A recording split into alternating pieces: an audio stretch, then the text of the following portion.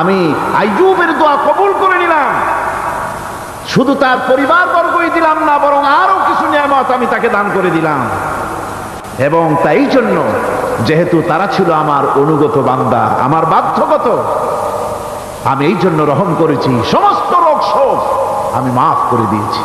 আমাদের সামান্য একটু জ্বর হয়, যদি 2-3 দিন জ্বর হয়েছে, জ্বর ছাড়ে না, বলে যে এত ভালো ভালো কাজ করি তারপর আমার এত জ্বর হওয়া লাগে, অমুকরা এত পাপ করে, তা তো কিছুই হয় না। খালি আল্লাহ আমার চোখে দেখলো, আমার বউর অসুখ, আমার অসুখ মুড়ি ছাড়ি না। ভাইরা, আপনি ঠিক পান না যে কি গুনাহ আপনি করেন।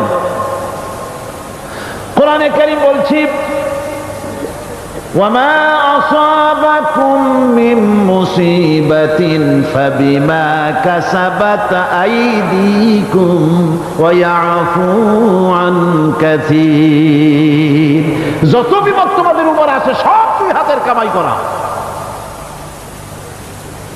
আর আমি তো অনেকগুলো ক্ষমা করে দেই। তোমরা যত পাপ করো, আকাম করো, সবগুলির শাস্তি যদি দুনিয়ায় দিতাম, সাহস করার সময় পেতে না। অসুখ হলেই অধৈর্য হয়ে যেও না।